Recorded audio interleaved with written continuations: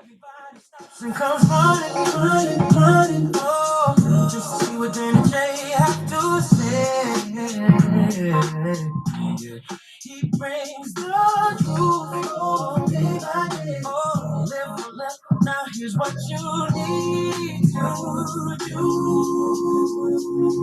Come on, jump into life now. See what the receiver that is talking about. Danny J is on and ready to give you flavor full of baby, cause he on love into life now. See what the receiver that is talking about. Danny J is on and ready to give you flavor full of baby, cause he on live and living color, baby. Your favorite blogger is alive and loaded and ready to go.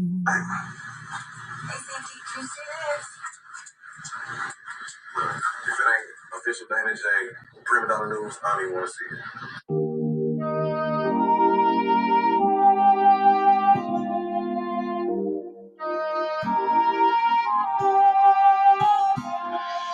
Though we don't know what tomorrow will bring us, let's live today. I'm saying just in case. Although we don't know what tomorrow will bring us, let's live today. I'm saying just in case.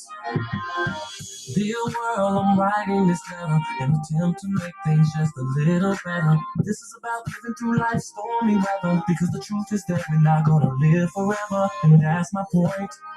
Well, let me start with my boy that's doing 15 in a joint. Man, he could hoop, but he loved the street life. Couldn't win pro, instead he chose the street life. He turned rapper and wrote about the street life, but still could not make it out the street life. And one day he bought a clock. Wait, now page number 2 will take you to another block. A man and his wife can't get along, all they do is fight. Both too stubborn to apologize, and sometimes it gets so bad they hope each other dies. And one day she couldn't take it no more, so she decided to run out of the door. She jumped in the car and swerved off in the rage, and baby I'm sorry was all over his face. Oh, we don't know what tomorrow will bring us. Let's live today. I'm saying just in case. Now that my homie done bought himself a gun, he stuck up some liquor stores, now he's on the run. Do anything to avoid the police. Now he's strung out on drugs and life is getting deep. To anyone, he would do anything. Give him the chance and he'd steal anything. Next thing he did really screwed up his life. But first let's go back to the husband and wife. Now he's on the phone with his pastor, and she's on the phone with her mother. He tells his pastor the woman is driving me crazy. Then he's swore up and down she's not the same lady. She says, Mama, the man's been treating me so bad ever since we found out that I couldn't have babies. Then Mama says to her, girl, hold on. Pastor says to him, be strong. No, we don't know what tomorrow will bring. So let's live today. I'm saying just in case. We don't know what tomorrow will bring. Let's live today. I'm saying just in case. Now there's a warrant out for my boy's arrest, cause he done went and stabbed someone in the chest. Man on drugs, it's got him breaking all of the rules now. His face is posted up and all over the news now. Meanwhile, on the other side of town, the husband and wife are starting to break down. She says to Mama, maybe I ought to call him. And Mama said, now that's the spirit. He says to Pastor, maybe I should call and say I love her. He say, I'm sure she loves to hear it. Then she gets a call on the other line. It's the doctor saying your test results came back fine. Congrats, girl, you're pregnant. Then she cries, finally a miracle sent from heaven. Now meanwhile, the other side of town, all hell broke loose and it's going down. Cops chasing Reginald all over town. He's running every red light and driving real wild. Now meanwhile, and this ain't fiction, here is where I need y'all to pay close attention. She's so happy, she calls her husband up. He says, I'm sorry, baby, just as soon as he picks up. She says, I'm sorry too, and I got good news for you. Steve, I'm pregnant and on my way home to you. He jumps for joy, scream hallelujah, back at Jesus. While Reginald is still chased by police. She takes the highway, get her there much faster. Reginald on the skyway, chase lasting forever. With the helicopter flying over his head, with the searchlights on him. Oh man, now he starts panicking. Rachel's driving, so excited she's not realizing that just a block away, a man is on the run, while the husband's at home praying for a son. And the policeman is screaming, oh no. Rachel calls her husband and says, I'm getting cold. He says, honey, I'm fixing up something special in the kitchen. And at the same time, Reginald makes a stupid decision. He turns down a one-way street. Then Rachel notices this car coming and yells out, out of control, a senseless mission. Next thing you know, a head-on collision. No, we don't know what tomorrow will bring us. Let's live today. I'm saying just in case.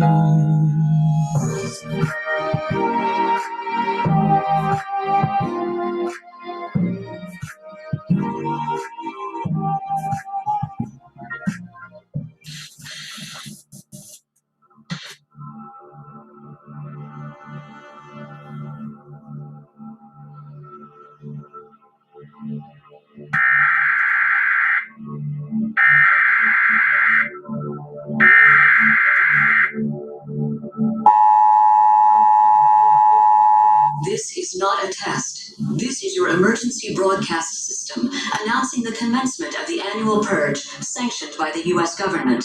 Weapons of Class 4 and lower have been authorized for use during the purge. All other weapons are restricted. Government officials of ranking 10 have been granted immunity from the purge and shall not be harmed. Commencing at the siren, any and all crime, including murder, will be legal for 12 continuous hours. Police, fire, and emergency medical services will be unavailable until tomorrow morning at 7 a.m. when the purge concludes. Blessed be our new founding fathers and America, a nation reborn. May God be with you all.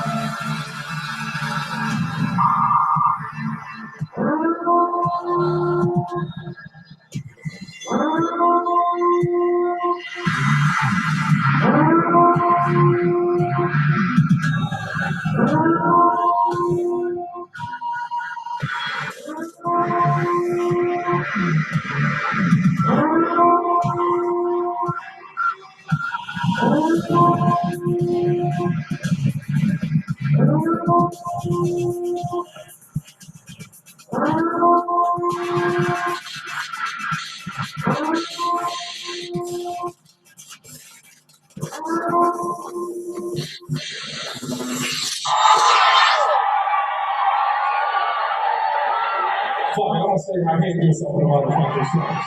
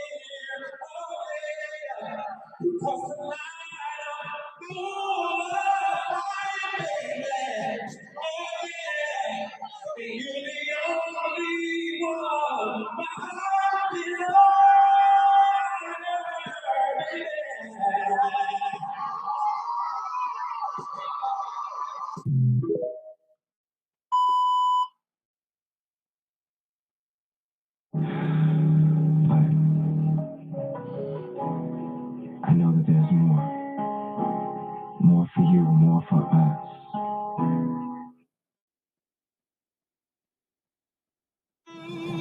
Children, rain all night long.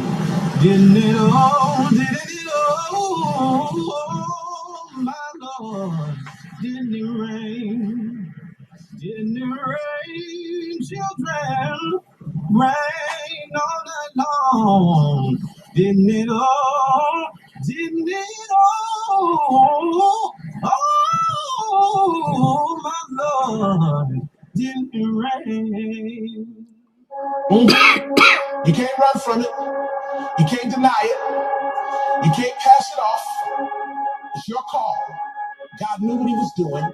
He knew who he was calling. And he expertly and intricately detailed every aspect of your life, your being, your persona, your psyche, your physicality, everything about you, from the texture of your hair to the color of your eyes to the way that you laugh to the fingerprint on your thumb, and everything is connected to your calling. And until you walk into the fullness of the thing that you were created for, you will find yourself frustrated. You're called. Hey, yo, you. Lifetime. Chapter 7. This the part they didn't show on TV right here. Niggas just gonna hate me. These two movies gonna be outside the studio. Pitchfork. Light changes, man. Let's go. Sitting here watching this TV. Thinking down to myself. Is it me or anyone else? I find it kind of weird. It's kind of weird. Same little girl he kissed on. The little girl they say he pissed on. My uncle's still playing bass for kills. It has been for years. And them niggas fail to mention women in their 30s ain't children. Your story ended in the same sentence as a 14-year-old victim. Oh, and when they took Bill Cosby, said we didn't want to let him go. We don't fuck with Bill Cosby. We fuck with Cliff Huxtable.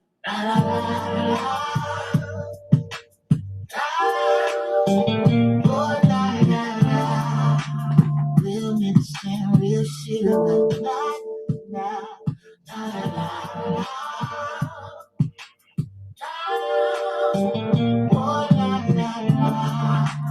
real niggas saying real shit about sitting here watching this ex-wife talk about him like a dog. Maybe he did do some of that. Maybe he did it all. I don't know. But the part that had me tripping was the part when she said she did it. Use the bathroom without permission. So I guess Terrence was the only one pissing. Show some respect for your children. Did you forget they'll be listening? That one show, Good Times, my favorite line. Things don't burn in the kitchen. 1/3 telling the truth, 1/3 telling a lie. One girl don't get this shit. We got bigger fish to fry before we die. La da da da da.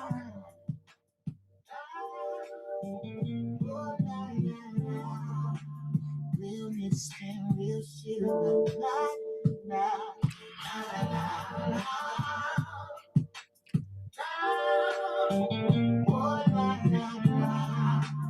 real niggas saying real shit about there's a so-called R. Kelly, and every so-called family gotta teach girls dignity, otherwise they gonna be. I don't see nothing wrong with a little bump and grind. R. Kelly, Chetty beat the fuck out of Kelly. It wouldn't be a second time. All these girls' parents are crazy. Real niggas saying real shit did you really forward the document to get a 15-year-old girl married? Bruh. Real niggas saying real shit I don't know, man. It's just my opinion.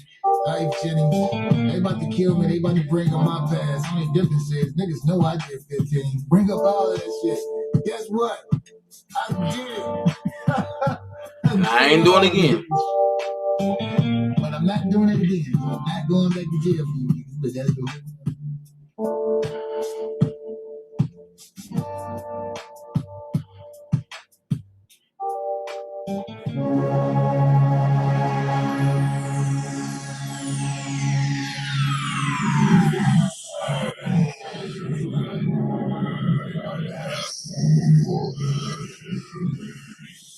Two. Check. 2. Let's go.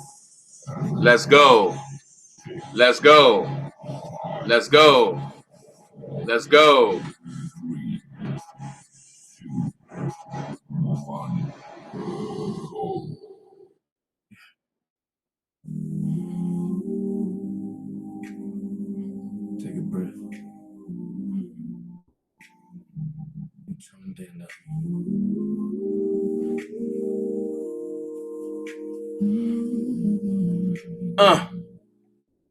Another day, another story on the way. So much noise out there. Let's clear the haze. Let's clear the haze. Yeah. Dana J is here. To bring you all the news.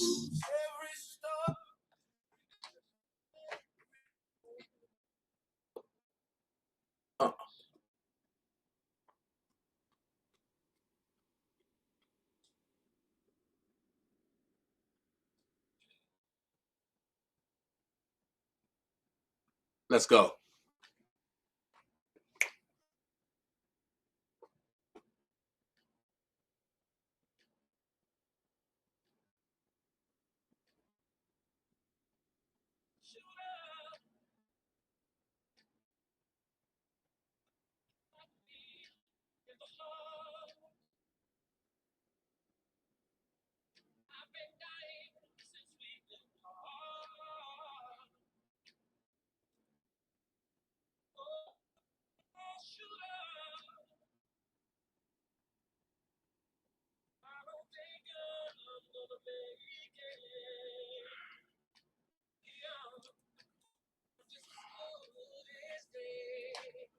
I'm good as dead. Whoa, so I.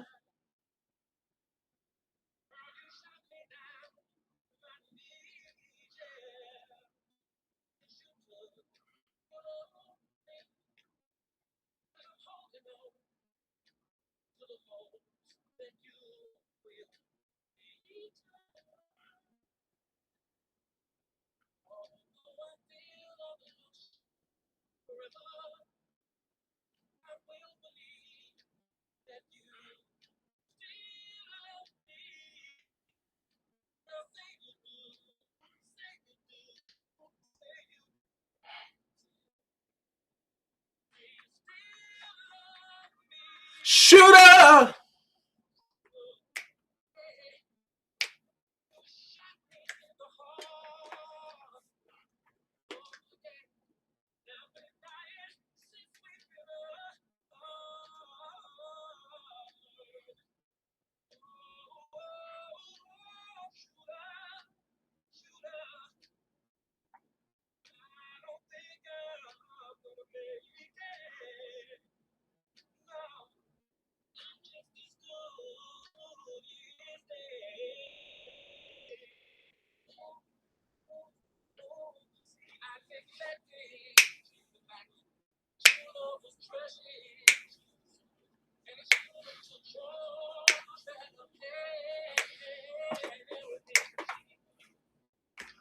Now,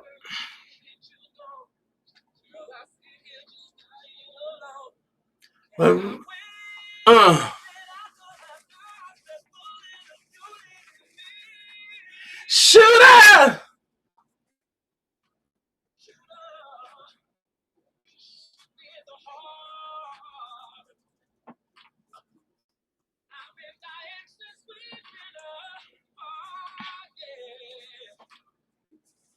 Ah!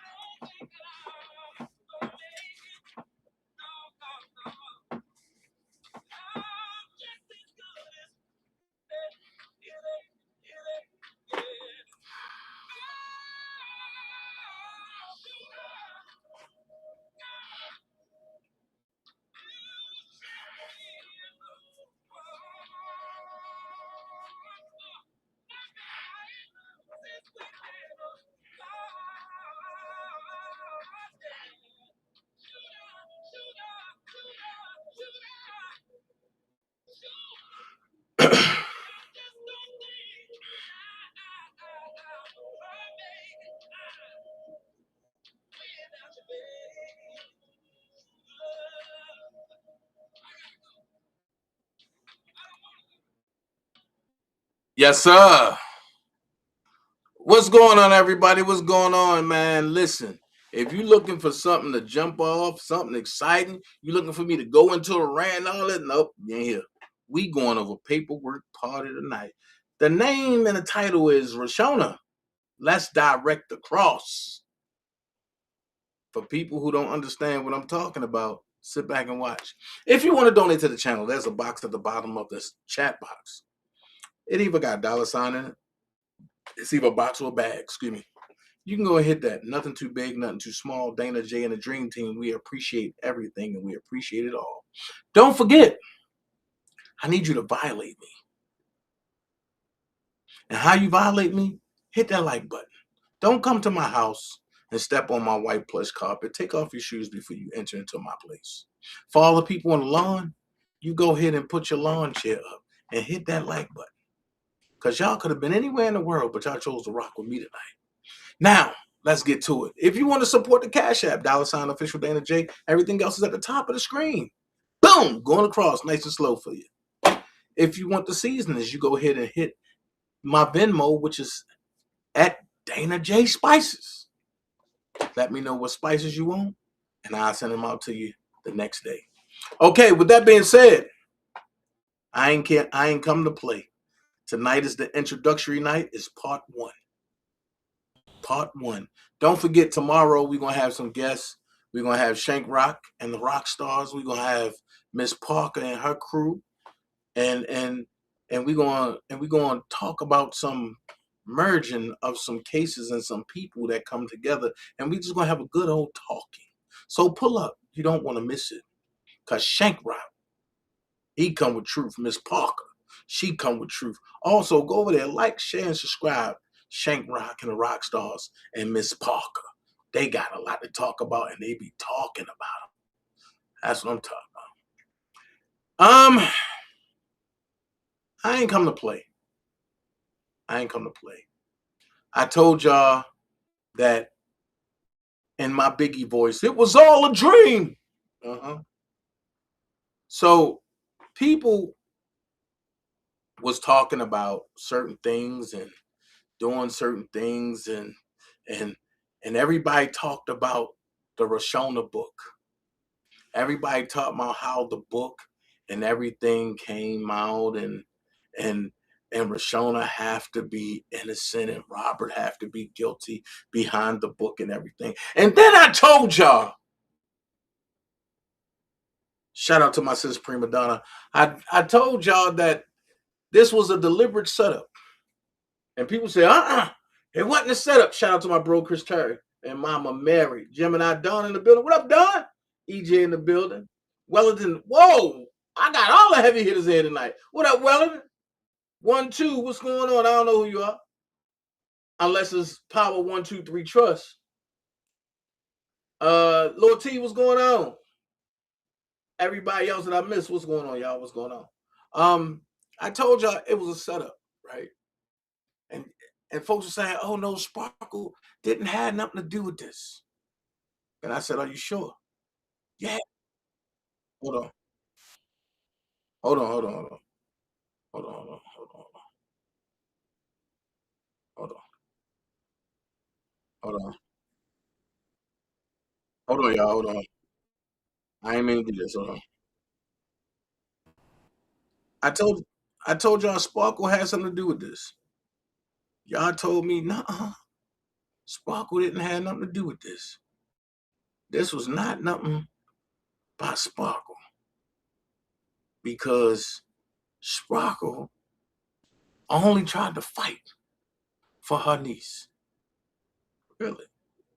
So all your life, Sparkle, you had to fight for your niece.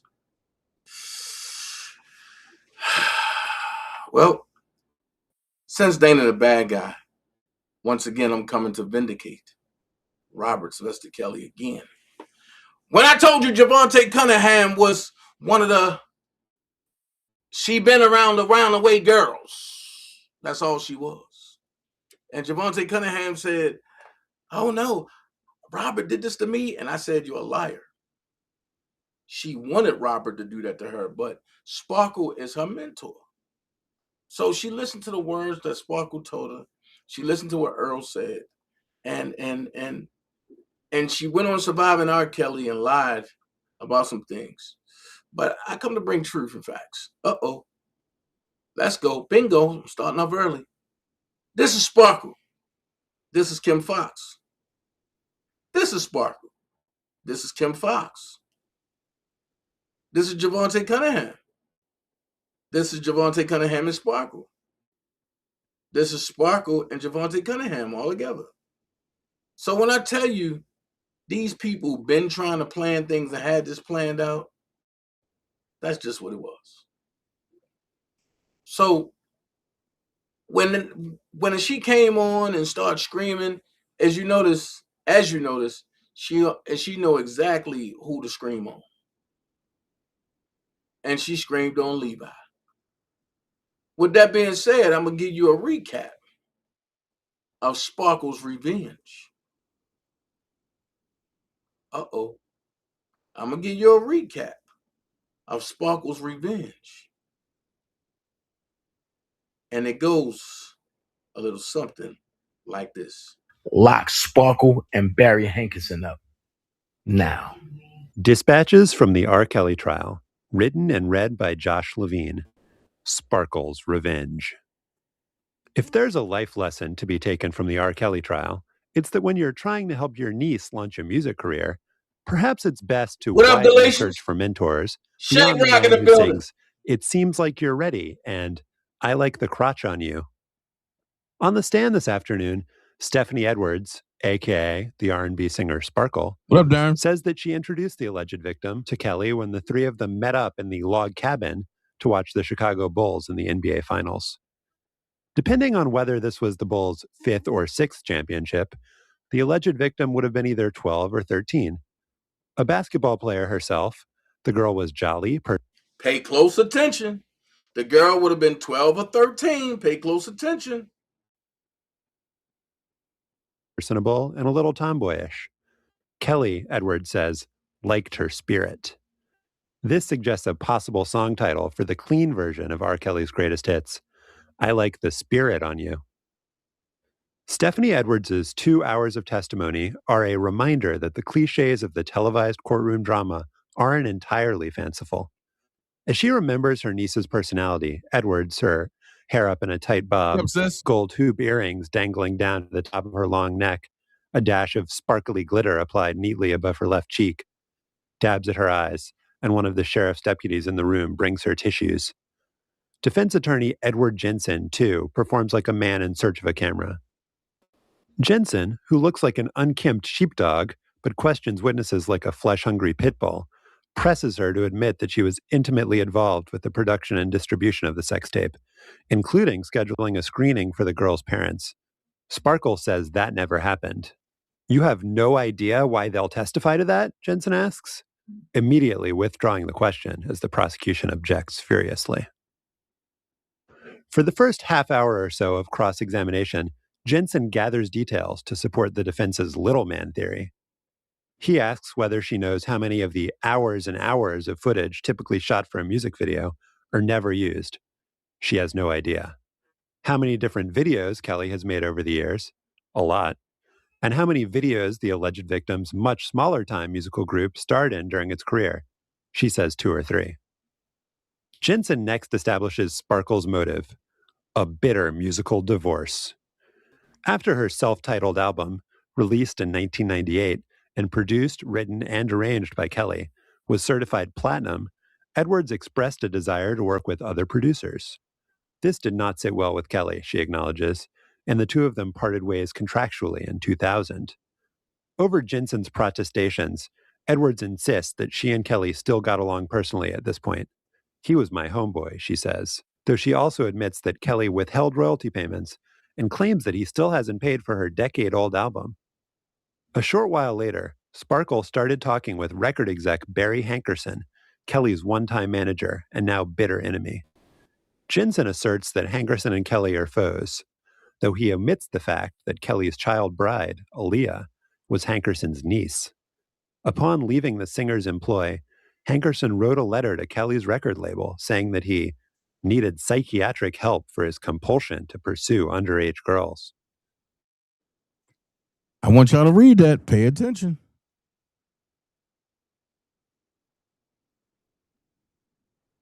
Pay attention. Look who the last name in black is.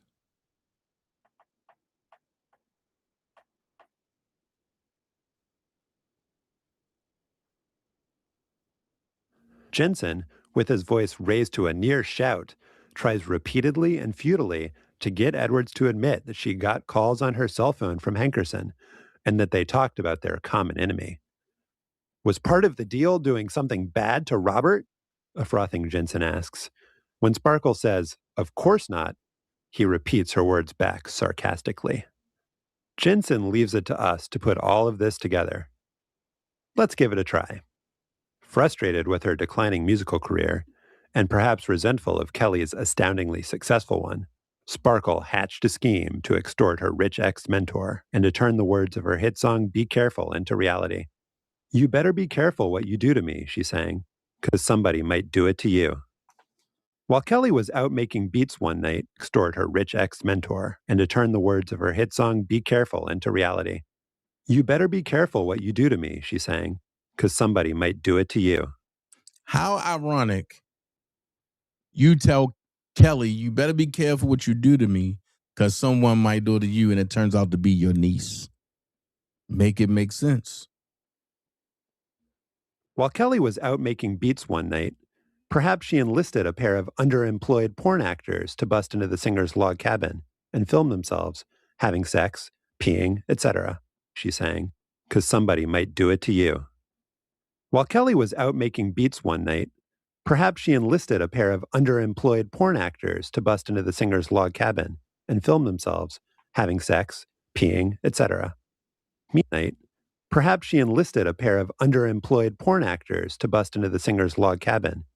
While Kelly was out making beats one night, perhaps she enlisted a pair of underemployed porn actors to bust into the singer's log cabin and film themselves having sex, peeing, etc. Now, with that being said, I have shown you the videotape, still darkroom pictures. I have shown you the still photo of Damon Pryor and Lisa Van Allen in the Colorado room. I have played that for you over and over again, which is Ed Jensen's notes. And Reshona still came out with a book. And people were saying, oh no, I believe Reshona. I'm just saying, R. Kelly is guilty. We got to believe Reshona. Okay. So I have some questions to ask you as I get Exhibit B ready.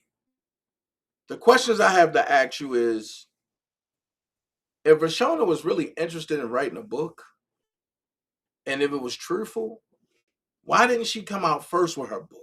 Watch this. Why did she wait until she heard everybody else's storyline? Why did she wait until she found out how much everybody else was getting? And when she didn't get her $20 million bag, we got to spend a block and write a book because the government has assured me that Robert will never be out again. So she sits down and she goes on a book run. And she talk about this, she talk about that. But the one thing people don't like is the truth to come out. And now that I've been had it, but this very fine day of August the 18th, 2022 at 2:03 p.m. is the transcript reading. And this is what y'all really came for, because in the transcript, the book doesn't say anything of what the transcripts say. Let's go. The witnesses may resume the stand. Ms. Appington, which is the government's spokesperson, you may continue your direct examination. Ms. Appington, thank you, Your Honor. Jane, government witness, previously sworn, direct examination resumed by Ms. Appington.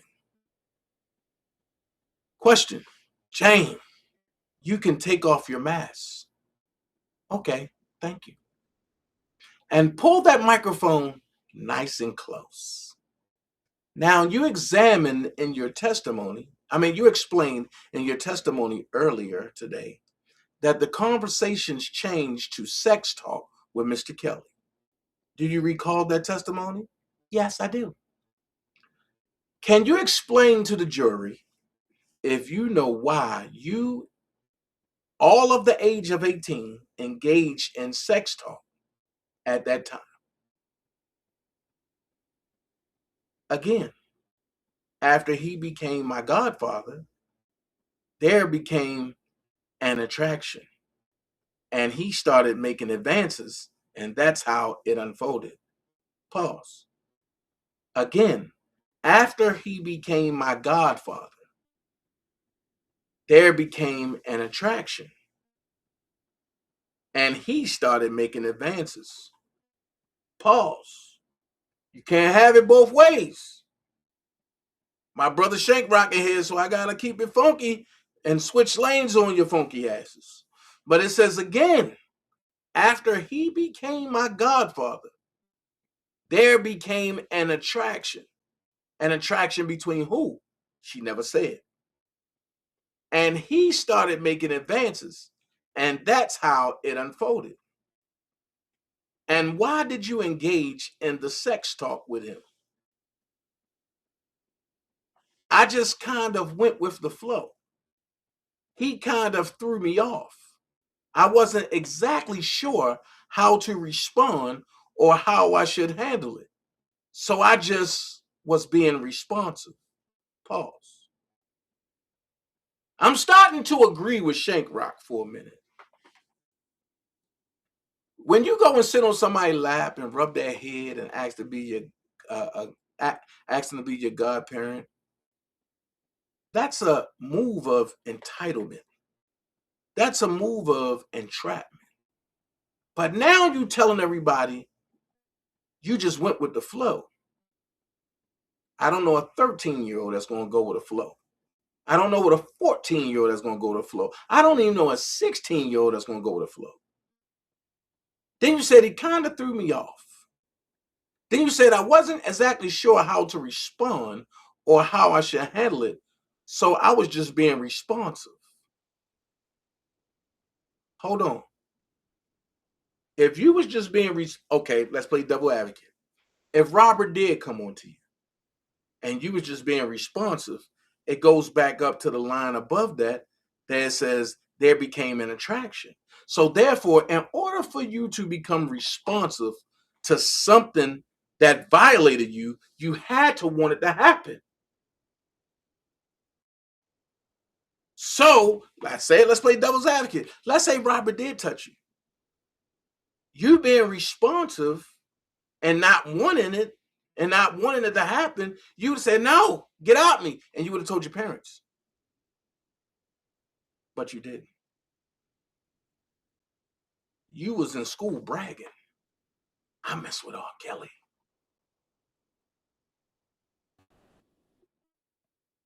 But at what age were you? And you never showed concrete proof that you even had relations with R. Kelly under the age of 18. It was just word of mouth. So at the end of the day, Sparkle and your mama groomed you, not R. Kelly. So while you trying to save Sparkle face, we already know what was going on. She lied on the lawyer. She lied on the stand. She lied on you. She lied on R. Kelly. She lied on your mama. But I get it. When there's nothing else left to run to, y'all got to go back to each other like crabs in a barrel. So it says, and how did you view him, Mr. Kelly, at that time when the sex talk started and you participated in it? How did you view him at that time? She said, as an authoritative figure. Authoritative figure. What do you mean? Can you explain that? Well, he was an adult and he was somebody that I looked up to. So he was an authoritative figure over me at the time, aside from the sexual acts or anything like that. So again, I went with the flow. Okay. And then we talked. In your testimony, you explained to the jurors that the blank you started to engage in sex acts. And again, we are talking about before you turned 15, when the sexual intercourse began. Pause. Then you said, okay. So we're talking about that time frame between when you were 14 years old. Hold on. When something happens to you, and if you're violated, you don't have to give a ballpark figure. You know exactly when it happened. So then Reshona said, that's a sign of disdain that you really don't know. Then the federal lady said, why? And you said you engaged in sex acts with Mr. Kelly. Why did you participate in those sex acts? Well, she said, it was out of intimidation. Hold on. Somebody you look up to. This is a question for the chat. Somebody you look up to. Somebody that you admire. Somebody you love being around. Are y'all going to be intimidated by that person? So her response was, it was out of intimidation. And again, like he was an authoritative figure. So I didn't know how to respond. I didn't know how to say no.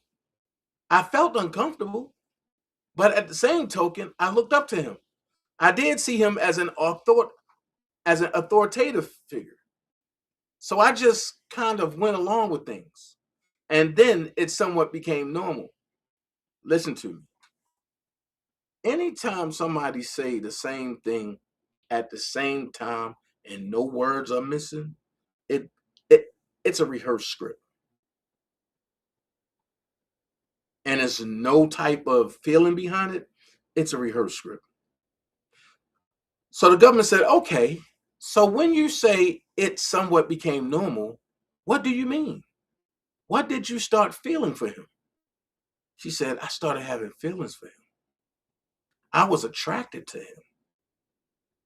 And that way. And things were happening so frequently.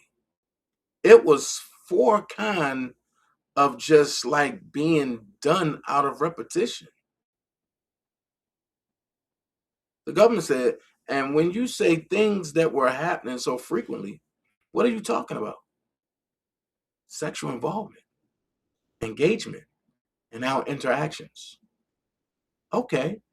And then again, so we were talking about the period when you were 14 and sex acts were occurring. And then you explained to the jury that when you were 15, that progressed into sexual intercourse. Is that correct? She said, yes. Pause. But I thought they said that he touched her when she was 12. So when you hear us talk about she don't know her age, it went from 12 to 13 to 14 to 17 to 15. It didn't touch 16 yet. So the government said, and you had explained that you knew you were 15 because you had lost your virginity. Is that right? She said correct. What? Wait a minute. What? So then she said, and just to be clear, who? To whom did you lose your virginity? She said, Robert. And how were you feeling about him around that time when you first began engaging in sexual intercourse? 21. When you were 15? She said, I developed feelings for him and I felt good about our interactions. What? You were violated, but it felt good about your interactions. You was in fear for him, but you developed feelings. Pause. Why are you saying you developed feelings then, but before, about a page and a half up, you said you was attracted to him? See how the lie just keep on lying? And then the government said, what are some of the things that, if any, he was saying to make you feel good about your intentions? She said that he loved me, that he would take care of me, that he too was my protector. Fellas, listen to what she's saying. That he loved me. That he would take care of me. That he too was my protector. Let's fast forward to now. What is the reason why she writing a book? Because she found out he had multiple other women. She said that. So that cancels out he loved me. When he stopped taking care of her and making sure her and her son was good, that cancels out he would take care of me. Last but not least, he's incarcerated, so he can't protect her. And her father was unalived by the government. So who's there to protect her now?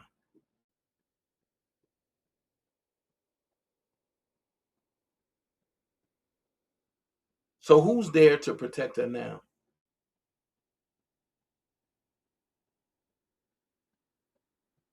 The government. So since the government is the only place there to protect you, you got to do what the government say do.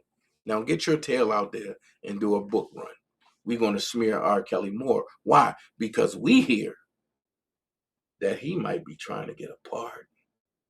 So every time we hear something, we got to bring out something negative and heinous to make people frown upon him ever getting out. Make it make sense. And then the government said, and what were your responses to those? 4 things. For those things that he was saying about being, that he would protect you and that he loved you. She said, I would respond in the same way. I love you too. And I would feel good about the level of comfort that he was giving me. So it made me feel good. And you also talked about there was a point where you were willing to bring in your friends into the sexual acts and sexual intercourse with Mr. Kelly. Why were you comfortable? I take that back. Why did you do those things? She said, because I considered myself to be a submissive person. And I wanted to give him what he wanted or required. Pause. The words wanted and required are 2 different levels of action. One is basic and one is abnormal.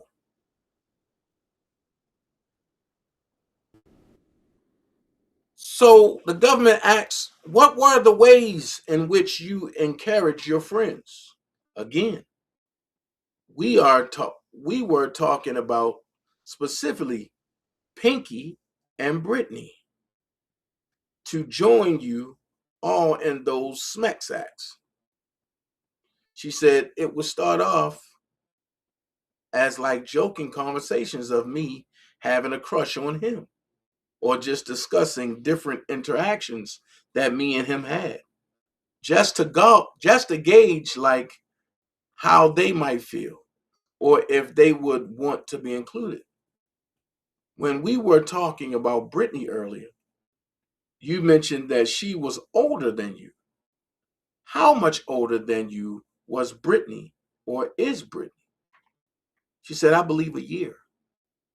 So when you engage, hold on. Once again, she don't even know how old her friend is. She said, I believe a year. So you don't know.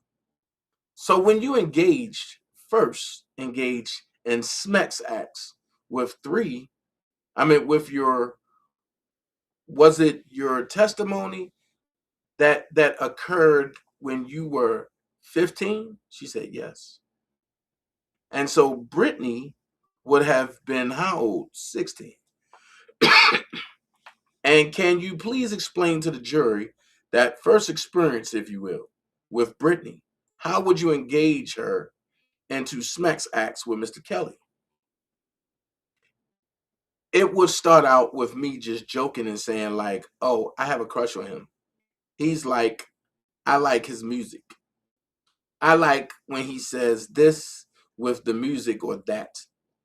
I was like, things that he would have me to say that would make them like put something on their minds to be engaged with us.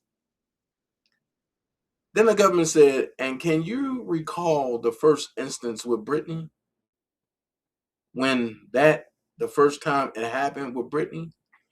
It was at Chicago Tracks in the lounge of the studio. Pause for a second. Reshona, let's play devil's advocate. Let's just say that this is true. Why are you not charged with engaging in a minor as well? See how this go? But they got pure immunity. So anything that will be deemed harmful for them, they don't get punished for it. But Robert gets all the punishment for everything. Even though so far I done poked like 12 holes in his whole lie. And I'm only on page 9. So we got some more days of this to go. Because it's 250 pages. I'm only on page 9. So the government said, okay, if you recall, can you just describe that interaction? She said, we were all sitting on the couch after a studio session, watching TV is how we would usually go, or maybe listening to some music that had just got finished up.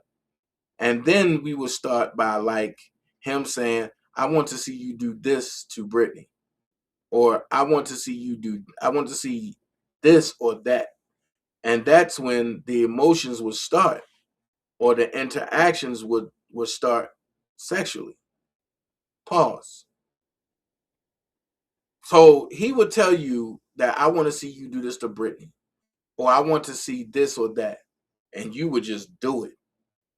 But wait, you're a victim now. You're uncomfortable. I'm just trying to figure out how you uncomfortable and how you're a victim. But if he say, I want to see you do this to somebody else, you jump and do it. I'm lost. Because all victims I know, if their victimizer said they want to see this, they're going to cuss them out. They're going to get scared. They're going to get shivering. And they're going to try to look for a way out. Not jump to their every beg and cry. Then the government said, and when you say he was saying, I want to see you do this. I want to see you do this, or I want to see you do that. What were those things? Can you describe them? She said kissing, grabbing on each other's breasts, or like grinding and holding each other by the waist and like dancing. Dance movements. Okay. So he wanted to see you do dance moves, and y'all took it as far as y'all wanted to be sexual. So then the government said, okay. And would you do those things as he instructed? She said, yes. Why were you willing to do those things? Again, I was thinking I was in love at the time. And I was being submissive. And I wanted to give him what he wanted. And I didn't want to upset him or make him feel like I wasn't cooperating. So I went along with it. Pause. What happened to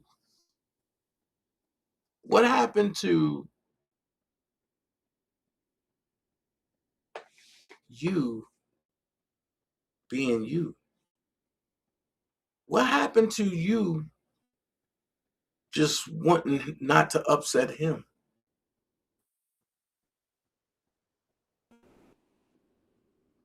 What happened to you didn't want him to make him feel like you wasn't cooperating? So each time you're questioned, you're adding something new. and you building on something new. I would have objected to that.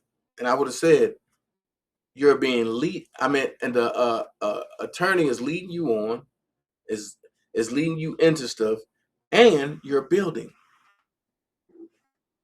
So then the government says now you had mentioned that you had feelings again when you were 14, and but you had feelings for him, that you loved him. Is that right? She said yes. Pause. But I thought she said she didn't touch him until she was 17. Now it's about to get funny because the government said, and what, if anything, or some of the things that he was doing at this time when you were 14, 15, and 16 that made it seem like he was, you all were in love with one another. She said, just the time that he would allow me to be around him through certain emotions or like certain things he would do for me. Like if it was my birthday or if anything that I wanted, he just made it seem like it was available to me.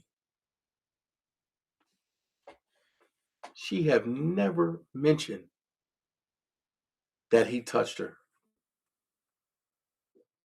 She just said, just the time that he would allow me to be around him through certain emotions or like certain things he would do for me. Like if it was my birthday or if anything that I wanted, he would just made it seem like it was available to me. So not just like materialistic, more like emotional support with anything that I was going through, whether it was school, my group, or friends. He was just there for me. He was supportive.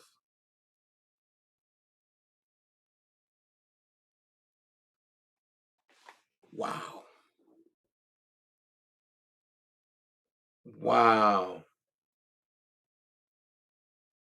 Wow. That's all I'm going to say. Wow. So the government said, what about events? Did he attend any events that you were participating in? She said, yes. It would be like if my group was doing something or if I was having like a basketball games, things of that nature. And what would he do at your music groups or basketball games, if anything? He would just show up and be supportive.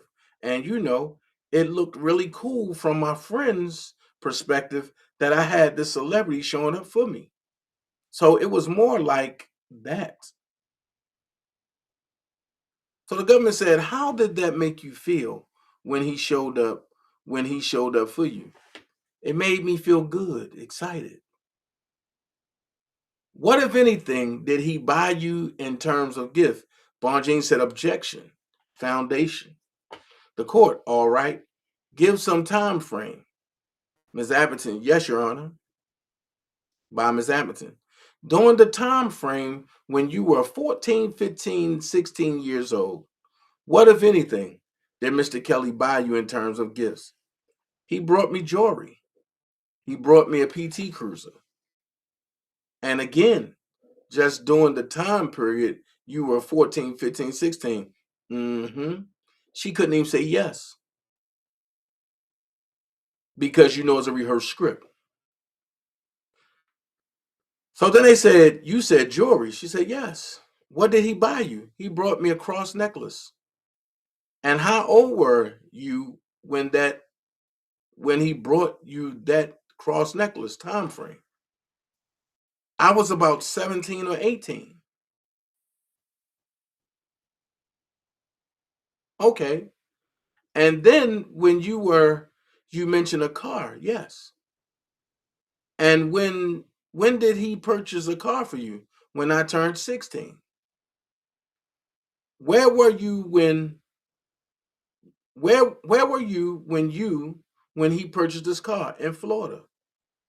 Okay. What type of car was it? A black PT Cruiser. You said you were in Florida. Yes. How did the car come back to Illinois if you at some point? She said, yes. Do you recall how it got back there? She said, I'm not exactly sure. What did you tell your friends about this car? I told them that my godfather brought me a new car and that I was excited to take them for a ride. And that was pretty much it. Where are you allowed to tell people about this car that he brought it for you?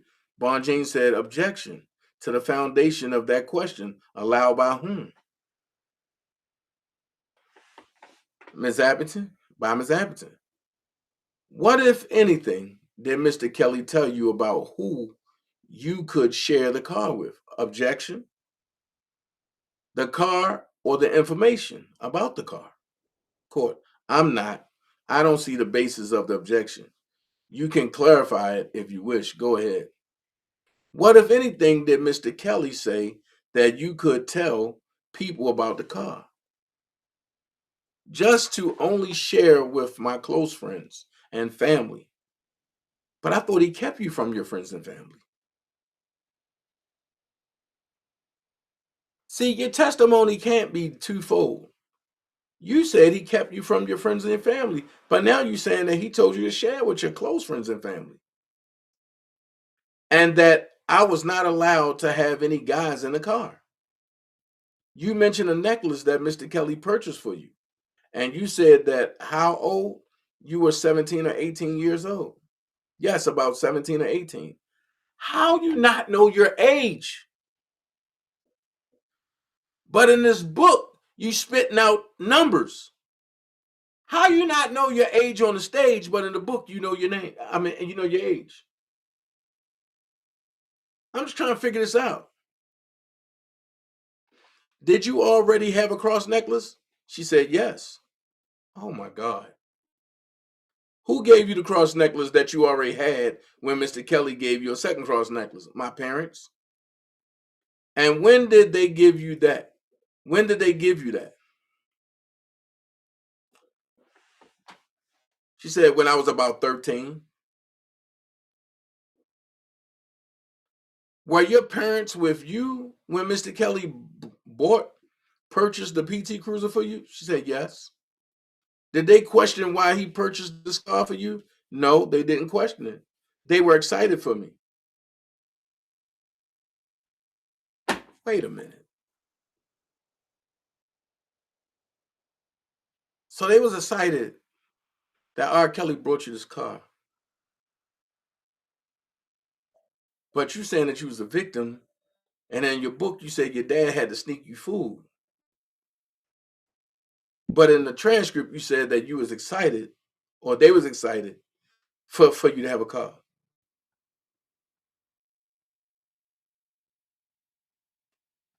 So then they said during this time period when you were engaging in sex acts and sexual intercourse with Mr. Kelly, so you were 14, 15, 16, 17.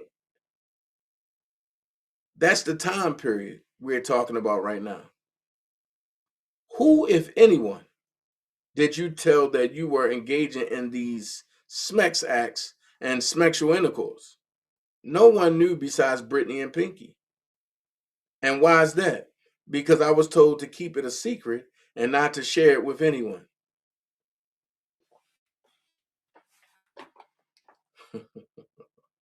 I got a question. If you have a 16, a 15, a 14, or 17-year-old, and you tell them don't say nothing, the first chance they get to flaunt or show it off, aren't they going to do that? But if you tell an 18-year-old not to say nothing, they're going to be on chill time because they don't want everybody in their business. So who told you to keep it a secret and not to share it with anyone? She said, Robert. When did he tell you this? As soon as we became involved sexually. So this was around the time you were having phone sex. So when you were 14. And then there's a question there. Miss Bonjean, I'm going to, and then she said, blank by the witness. She said, yes. Miss Bonjean, object to the leading. How about when did that happen? That's the appropriate question, not the leading. The court, yes, it's leading. So go ahead. Yes, Your Honor. When did this happen? When he first instructed you not to tell anyone? When I was about 13 or 14 and we became sexual? I'm done. She just told everybody they became sexual at 16. Now she's saying when she was 13 or 14.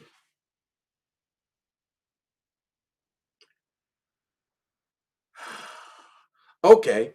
When you say became sexual, does that include the phone conversations? Do you include that when you're saying we became sexual? She said yes.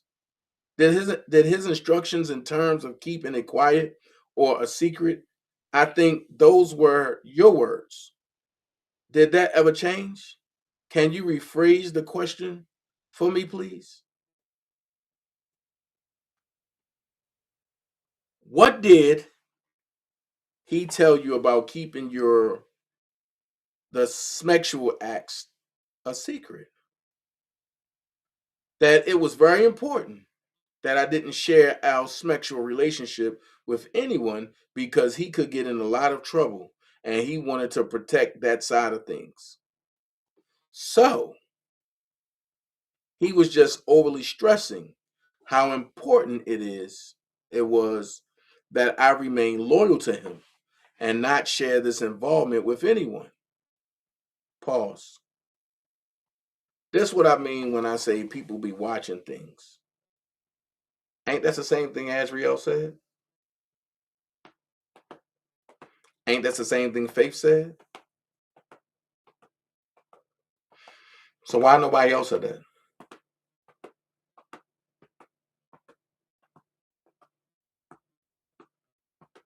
With that being said, I'm gonna take it down to the end of this and then I'm gonna resume back tomorrow night. So it says, did you want to share it with anyone at that time? Again, we're talking about when you were 14, 15, 16 years old. She said, yes. At that time, who did you want to share it with? I wanted to share it with my friends. I thought about sharing it with my aunt. Eventually, I did. Hold on. So you mean to tell me you shared it with the same aunt that he smashed? Because I'm going to keep it real. I seen World jump in and say, why don't you explain to your audience how Spark and R. Kelly met? But he just coming over here. So he don't know that I've been told this story 4 years ago.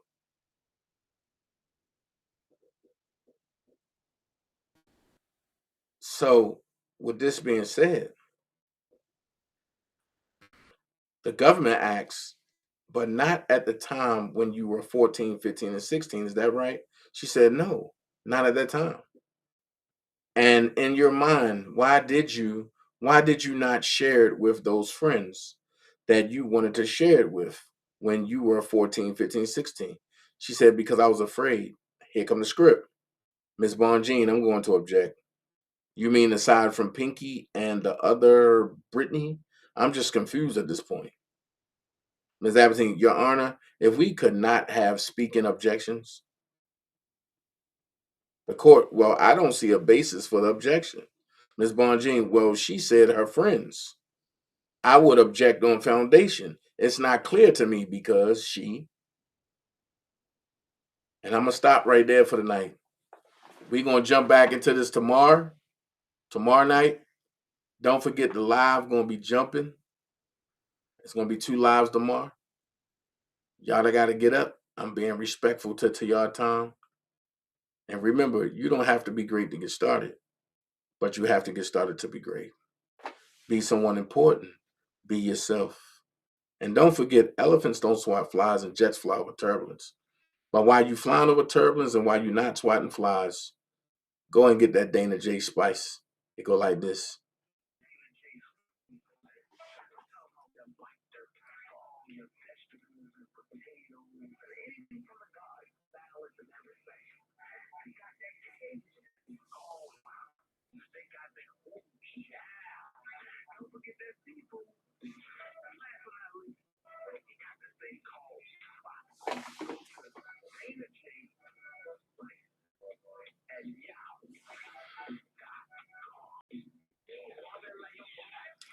I want to say thank you to everybody that joined me. I'm up out of here. Y'all be blessed. Get ready for tomorrow. Because tomorrow we jumping back into this thing. All right? Don't forget, first up, Shank Rock, Miss Parker, Dana J. We talking about it. And then we jumping into the R. Kelly, Reshona lie. Okay? Peace. Misty rain that gently touches my soul. Feels just like fire shut up in me. Yes, we lose control. Oh, rain down, follow me. Let your love just fall like raindrops rain. Follow me. Oh, rain down, follow me. Let your love just fall like raindrops. Follow me.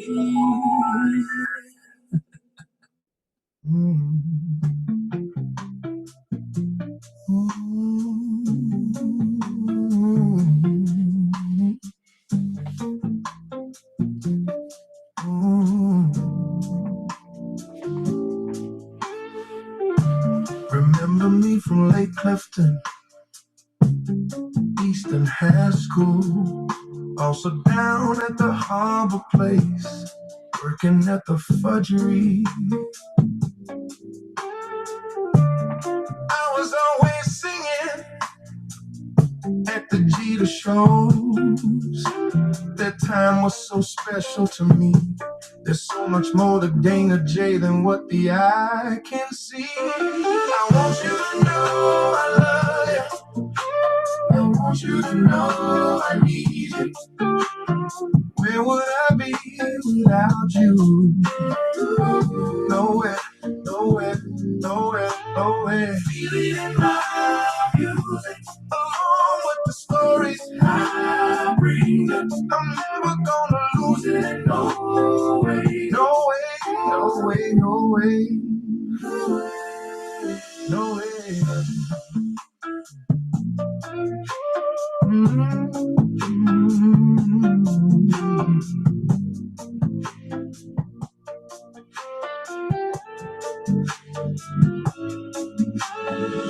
Feel it in my music, along with the stories I bring you. I'm never gonna lose it. No way, no way, no way, no way. Another Dana J classic.